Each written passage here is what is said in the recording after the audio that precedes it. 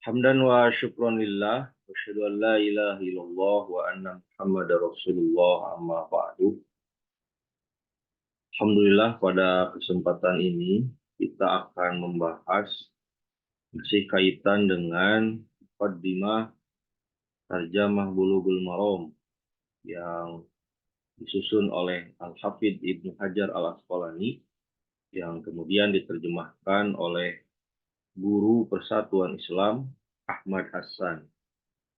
Pada halaman 18, kemudian beliau menulis tentang pasal ke-42 kaitan dengan usul fikih.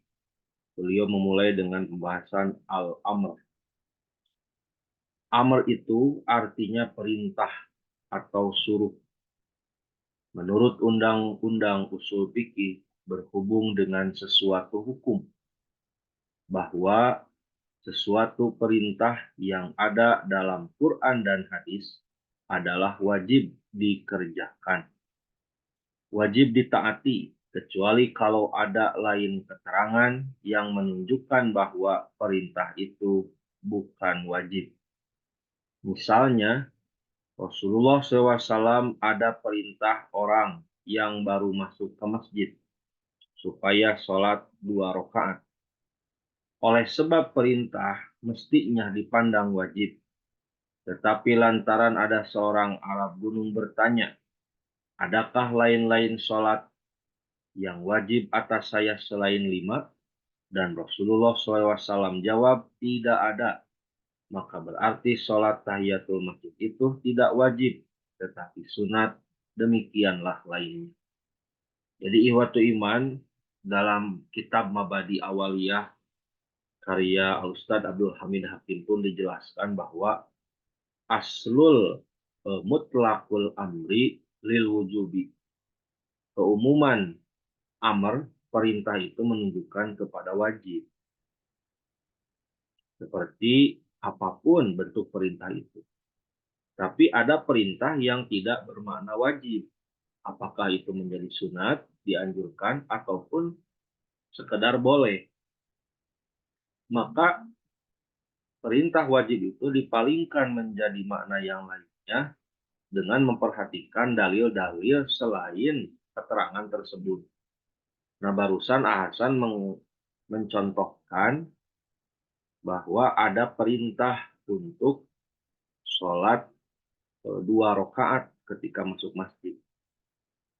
Di antara lafadznya, idza dakhala ahadukumul masjida fala yajlis hatta yusolliya rakaatain. Maka posisi perintah itu tidak menjadi dimaknai wajib karena ada dalil yang lain yang Arab gunung tadi ketika bertanya kepada Rasulullah, adakah sholat yang wajib selain yang 5? Zuhur, asar, maghrib, isya, subuh. Maka Rasulullah menjawab, la illa intatawwa'a. Tidak ada selain yang 5 itu, hukumnya adalah tatawu atau sunat atau mandub. Kemudian pasal yang ke-43, an-nahyu, artinya larang. Menurut undang-undang usul fikih, bahwa semua larangan yang ada di dalam Quran dan hadis yang berhubung dengan sesuatu perkara adalah haram dikerjakan. Itu pokok asal. Mutlakun nahyi litahrimi. Keumuman larangan itu menunjukkan kepada haram. Wajib dijauhi, tidak boleh dilanggar. Kecuali kalau ada lain-lain keterangan yang menunjukkan bahwa larangan itu bukan buat haram. Seperti firman Allah, bahwa tidak ada yang haram dimakan, melainkan 4 sahaja, tidak lain. Maka larangan-larangan di dalam hadis-hadis tentang makanan binatang bersiung atau bertaring, dan burung penyambar, dan memakan keledai negeri itu tak dapat dikatakan haram, tetapi dimaknai makruh. Kenapa? Karena dalam ayat tentang pengharaman makanan oleh Allah sudah dibatasi. Innama harrama alaikumul maitata wadama walahmal khinziri wa ma uhilla bihi li ghairillah. Tiada lain yang haram bagimu. Dengan kalimat innama itu adatul hasyri, tanda atau adat yang menunjukkan batasan. Maka diartikan hanya saja atau tiada lain. Tiada lain yang diharamkan itu bangkai, darah, daging babi, dan sembelihan yang diperuntukkan bukan karena atau bukan untuk Allah Subhanahu wa Ta'ala. Dalam arti sembelihan dalam hal sesaji atau ibadah kepada patung. Jadi menurut kalimat itu atau berdasarkan kalimat itu, dibaca bismillah atau tidak ketika penyembelihan bukan menghalalkan atau mengharamkan. Tapi untuk apa sembelihan itu dimaksudkan begitu. Karena tetap saja ketika bismillah dibacakan, bismillahirrahmanirrahim saat menyembelih, tetapi bermaksud untuk menyembah kepada selain Allah, itulah wa ma uhilla li ghairillahi bihi. Nah, selain 4 yang diharamkan dari makanan itu, maka kalaupun ada larangan, maka larangan itu tidak bermakna haram, tapi kepada makruh. Seperti hewan bertaring, hewan berkuku panjang, keledai negeri, kan itu hadis-hadisnya adalah larangan, jangan dimakan. Tapi kenapa dimaknai makruh oleh para ulama? Karena tadi sudah dibatasi hanya 4 yang. Kemudian, demikian juga larangan memadukan seorang perempuan dengan bibinya atau uaknya yang terdapat di hadis-hadis tidak haram. Karena yang haram dinikahi menurut Quran tidak lain daripada 14 golongan yang diantaranya tidak termasuk memadukan seorang bibinya atau uaknya. Ini dalam hal poligami. Karena sudah dibatasi kan, siapa saja yang disebut mahram. Nah, maka ketika mempoligamikan antara bibi dengan uak itu boleh. Yang haram itu adalah sebagaimana dijelaskan menikahi adik kakak kandung. Itu dua-duanya. Itu yang tidak boleh.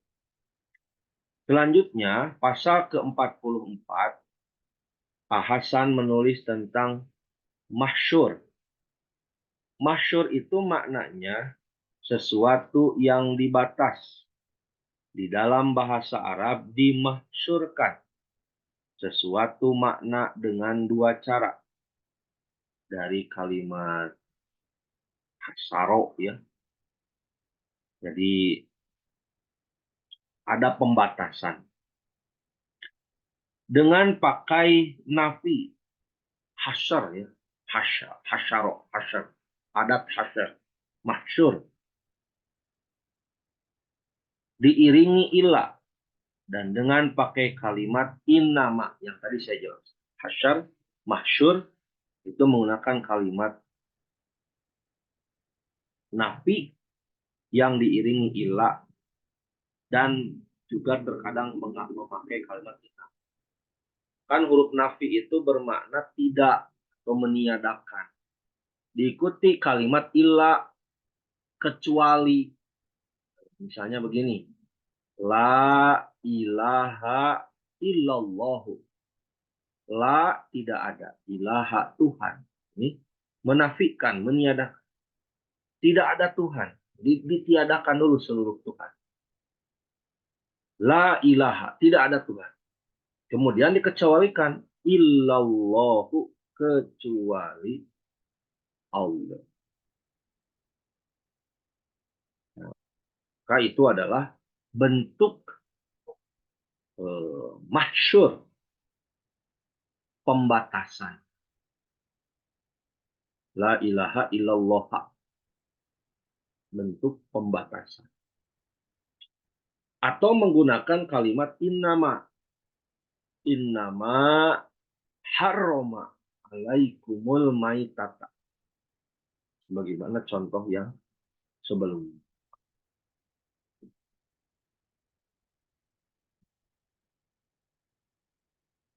Kemudian Al-Hasan menulis, misalnya la ilaha illallah, tidak ada Tuhan yang sebenarnya melainkan Allah. Jadi maknanya tidak ada Tuhan yang sebenarnya selain Allah. Jika seorang berkata, di dalam rumah itu tidak ada siapa-siapa kecuali Sa'id, Mas'ud, dustalah ia jika ada siapa-siapa di situ selain dua orang tersebut. Oleh yang demikianlah, A. Tidak ada apapun makanan yang haram selain dari 4 benda yang tersebut di ayat 145 Al-An'am. Karena jika ada, berarti firman Allah itu dusta. Ayat-ayat lain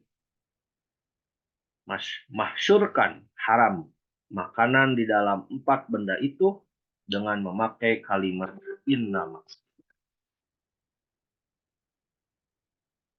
yang berarti tidak, melainkan, atau dengan makna hanya. Jadi innama hurrimat itu artinya yang diharamkan atas kamu itu hanya yang disebutkan. B. Tidak ada apapun ganjaran amal seseorang bisa sampai kepada seseorang lain selain ganjaran amalnya sendiri. Lantaran firman Allah di surah An-Najm ayat 39, bahwa manusia tidak akan dapat melainkan apa yang ia usahakan. Dan firman Allah di surat Yasin ayat 54, bahwa kamu tidak akan dibalas melainkan menurut apa yang kamu kerjakan. Karena jika ada ganjaran seseorang bisa sampai kepada orang lain, niscaya berarti firman Allah yang tersebut itu dusta. Ini konsekuensi dari kalimat innama atau peniadaan yang diikuti oleh pengecualian, nafi diikuti oleh istisna. Maka dalam usul fikih ada kaidah al-istisna'u ba'da nafyin al-itsbat. Pengecualian yang disebut setelah peniadaan menunjukkan kepada penetapan. Pasal ke-45, am dan khos. Kata Al-Hasan, am itu ialah lafaz yang menunjukkan kepada sesuatu jenis dengan tidak berkecuali. Umum. Khos itu sesuatu lafaz yang menunjukkan kepada sesuatu yang tertentu atau menunjukkan kepada suatu lafaz am yang sudah dikecualikan.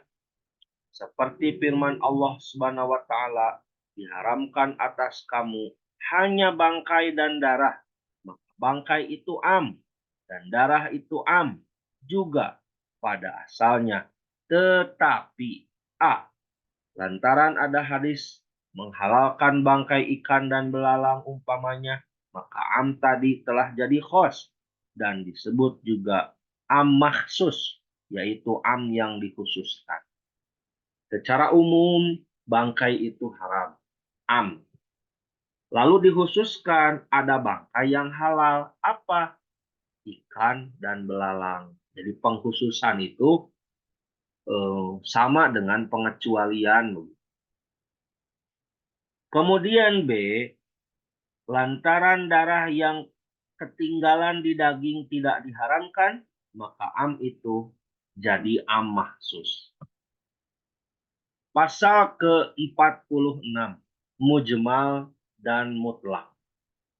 Am yang tidak disebut cara mengerjakannya dinamakan mujmal. Seperti firman Allah, dirikanlah sholat. Jika disertakan dengan cara-caranya, maka yang demikian dinamakan mubayyan, yang diterangkan. Kebanyakan dari ayat-ayat Quran itu bersifat mujmal. Jadi perintah, larangan yang tidak dijelaskan bagaimana cara-caranya. Maka hadis berfungsi sebagai mubayyan, sebagai penjelas. Am yang tidak disertakan batas-batasnya dinamakan mutlak. Seperti firman Allah tentang kafarah zihar, yaitu mengucapkan kepada istri sendiri, engkau seperti ibuku, mentalak, ya, supaya kita memerdekakan hamba sebagai kifaratnya. Jadi tadi am yang tidak disebut caranya disebut mujmal. Am yang tidak disebut batasnya disebut mutlak. Kalau ada keterangan hamba itu mukmin atau kafir, maka dinamakan muqayyad, terikat. Jadi kalau ada keterangan hamba itu mukmin atau kafir, maka dinamakan muqayyad, terikat. Jika seorang dokter larang makan nasi dengan tidak menerangkan batas banyak sedikitnya, maka yang demikian dinamakan mutlak. Tetapi jika ia terangkan berapa banyak yang tidak boleh, maka yang demikian muqayyad namanya. Jadi mutlak itu melarang tanpa batas. Tapi muqayyad melarangnya tertentu batasnya. Pasal ke-47, thariqatul jam'i. Cara menyetujukan dua dalil yang kelihatan berlawanan itu dinamakan thariqatul jam'i, yaitu jalan atau cara mengumpul supaya kedua-duanya dapat dipakai. Jadi thariqatul jam'i itu dua hadis sahih yang bertentangan. Misalnya, A. Rasulullah SAW ada perintah orang sholat tahiyatul masjid. Dan ada berkata bahwa tidak ada sholat wajib kecuali yang 5 waktu. Kalau tahiyatul masjid itu kita katakan wajib, niscaya berlawanan. Oleh itu ditakwil atau kita artikan perintah tahiyatul masjid itu sebagai perintah sunat, supaya dua-dua keterangan dapat disetujukan dan tidak terbuang salah satunya. B. Rasulullah SAW ada larang orang memakan binatang bersiung, burung penyambar, keledai negeri. Jika larangan-larangan itu kita artikan haram, niscaya berlawanan dengan firman Allah bahwa yang haram itu tidak lain daripada 4 yang tersebut di ayat 145 Al-An'am. Maka supaya tidak berlawanan dan supaya kedua-duanya terpakai, kita takwil larangan-larangan di hadis-hadis itu sebagai larangan makruh. Jadi, thariqatul jam'i ini adalah metode memadukan dalil yang sama-sama sahih yang bertentangan dengan menentukan bagaimana hukumnya. Contoh yang lainnya seperti lafaz qomat. Satu hadis menjelaskan kalimat takbirnya 2 kali. Allahu Akbar, Allahu Akbar. Asyhadu an la ilaha illallah, asyhadu anna Muhammadar Rasulullah, ya shalah, ya falah, qad qamatis shalah, qad qamatis shalah, Allahu Akbar, la ilaha illallah. Satu lafaz dengan Allahu Akbar hanya sekali. Allahu Akbar, asyhadu an la ilaha illallah, asyhadu anna Muhammadar Rasulullah, ya shalah, ya falah, qad qamatis shalah, qad qamatis shalah, Allahu Akbar, la ilaha illallah. Dan keduanya sahih, maka bisa dithariqatul jam'i. Bagaimana? Itu mah bermakna takhyir, pilihan. Kemudian pasal ke-48, thariqatut tarjih dan tawakuf. Jika kita bertemu dua kali yang berlawanan. Tadi thoriqatul jam'i bisa diamalkan keduanya ini mah tidak bisa, maka metode yang kedua adalah thoriqatul tarjih. Kata Hasan, jika kita bertemu dua kali yang berlawanan dan tidak dapat digunakan padanya thoriqatul jam'i yang tersebut di pasal ke-47, maka terpaksa kita pakai thoriqatul tarjih, yaitu menimbang dan mengambil yang berat dan menggugurkan yang ringan. Makna tarjih ialah memberatkan sebelah. Sekiranya tidak dapat kita tarjihkan salah satunya lantaran sama-sama berat dan sama-sama kuat, maka pada waktu itu kita ambil thoriqatul tawakuf, yakni jalan berhenti atau diam. Maka dengan cara tawakuf ini, dua-dua keterangan itu tidak terpakai. Tetapi yang begini jarang terjadi, hanya dibicarakan sebagai undang-undang saja. Jadi yang pertama, thoriqatul jam'i diamalkan keduanya dengan hukum masing-masing. Yang kedua, thoriqatul tarjih. Dicari antara keduanya mana yang paling kuat ketika tidak bisa disatukan. Maka yang ketiga, thoriqatul tawakuf didiamkan. Kenapa? Karena keduanya tidak bisa diamalkan bersama-sama. Kemudian pasal ke-49, riwayat orang banyak. Sering kita bertemu hadis-hadis diriwayatkan oleh beberapa banyak dari ahli hadis. Orang yang belum berpengalaman menyangka bahwa hadis yang diriwayatkan oleh orang banyak itu lebih kuat. Ini keliru, kata Hasan. Riwayat orang banyak belum tentu sahih, tetapi di dalam orang banyak itu kalau termasuk Bukhari atau Muslim, maka dapatlah dikatakan hadis itu sahihur riwayat. Tetapi tentang maknanya belum tentu sahih, karena perlu diperiksa adakah ia berlawanan dengan hadis yang kuat atau dengan Quran. Lihat pasal ke-27. Ini pendapat Hasan. Tapi kemudian nanti kita perlu memeriksa pandangan ulama lain ketika dalam hadis riwayat Bukhari, seorang sahabat bertanya kepada Rasulullah, "Ya Rasulullah, apabila ibuku memiliki utang, apakah harus aku bayar?" "Ya," kata Rasul. Kemudian, "Ya Rasulullah, dulu ibuku berniat, bermaksud untuk melaksanakan ibadah haji. Pertanyaannya, apakah aku harus haji?" Maka kata Rasulullah, "Ya." Hadis ini dalam pandangan Hasan bertentangan dengan ayat Quran.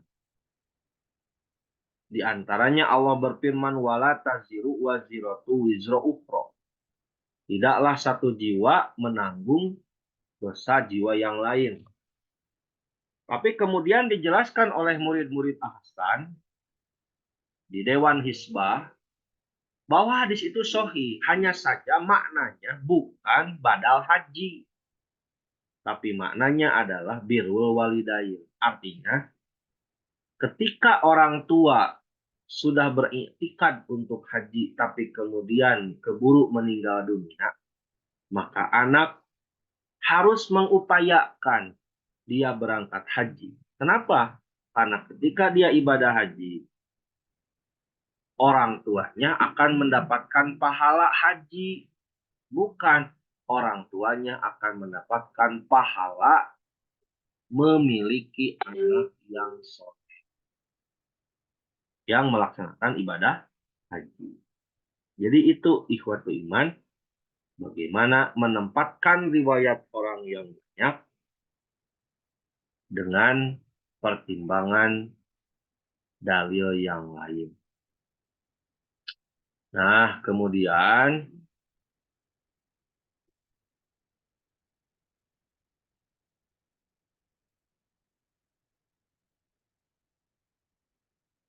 Riwayat orang yang banyak ini